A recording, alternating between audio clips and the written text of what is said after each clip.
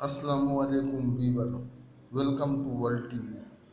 مزید اس طرح کی اچھی ویڈیو دیکھنے کے لیے ہمارے چینل کو سبسکرائب کریں اور ساتھ ہی گھنٹی کو بٹن کو پریس کریں تاکہ ہماری ہر نئے آنے والی ویڈیو کی نوٹیفیکیشن پر وقت آپ کو ملتی رہے۔ دوستو، پٹھان کو افغان کہتے ہیں۔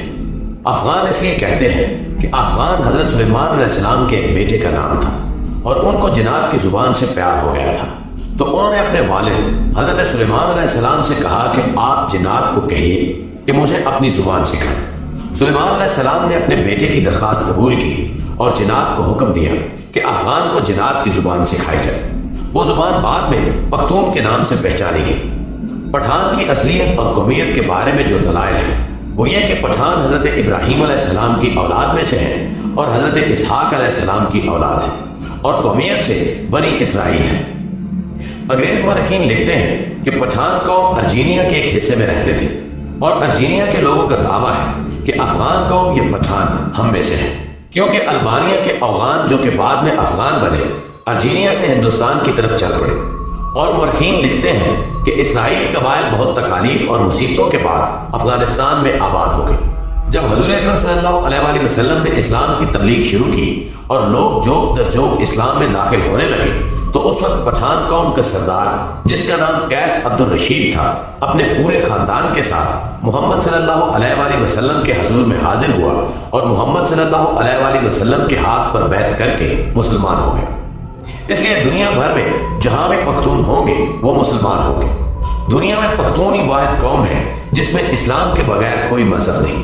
اگر پختون سے پوچھا جائے کہ آپ پہلے مسلمان ہیں یا پختون، تو جواب ہوگا کہ میں 5000 سال سے پختون ہوں اور 1400 سال پہلے مسلمان ہوں۔ دوستو، اب سوال یہ ہے کہ افغان قوم کو پٹھان کیوں کہا جاتا ہے؟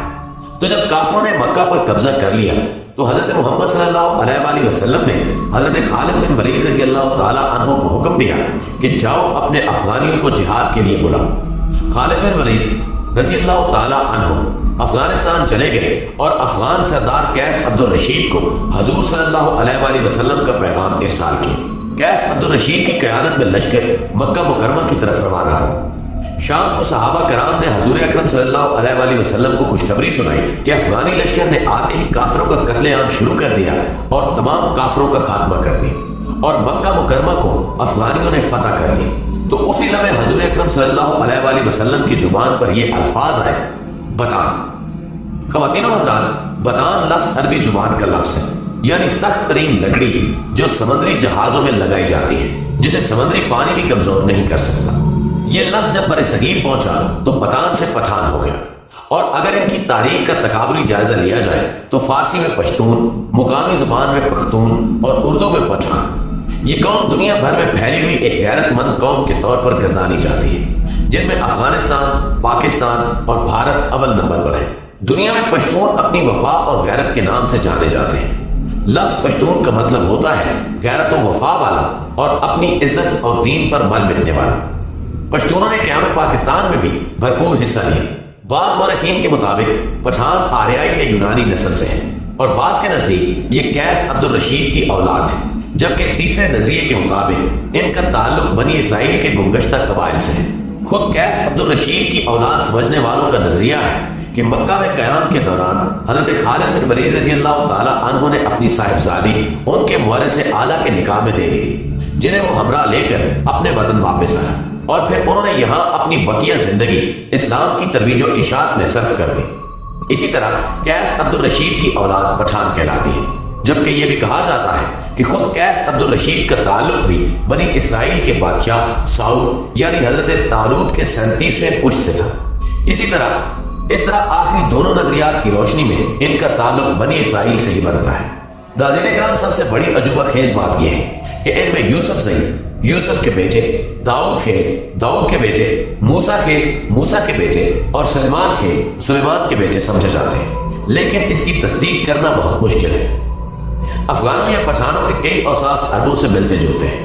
عرب قوم مہمان نواز، بہادر اور اہل قلم ہونے کے ساتھ ساتھ دوسری قوموں سے اتنی جلدی مرعوب نہیں ہوتی تھی۔ ان چند اوصاف کے علاوہ کوئی اور وصف عربوں کے اندر زمانہ جہلیت میں نظر نہیں آتا۔ حیرت کی بات یہ ہے کہ یہی چند اوصاف افغان کے پٹھان قوم میں بھی اسی شدت کے ساتھ پائے جاتے ہیں، جبکہ ان کی بیشتر چیزیں یہودیوں سے بھی ملتی جلتی ہیں۔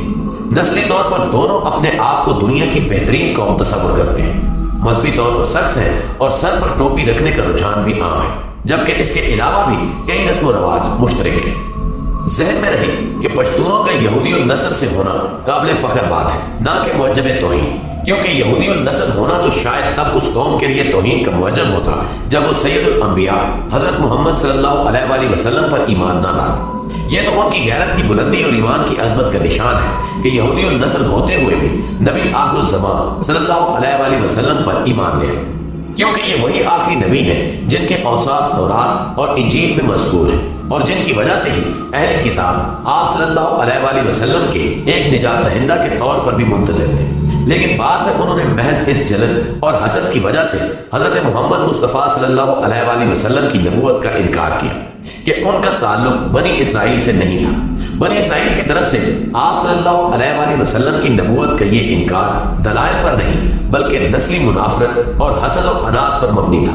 تو یہ پشتونوں کے لیے قابل فخر بات ہے کہ یہ لوگ حضرت موسیٰ علیہ السلام کے حواری بھی ہیں اور آخری نبی صلی اللہ علیہ وآلہ وسلم کے سپاہی ہیں۔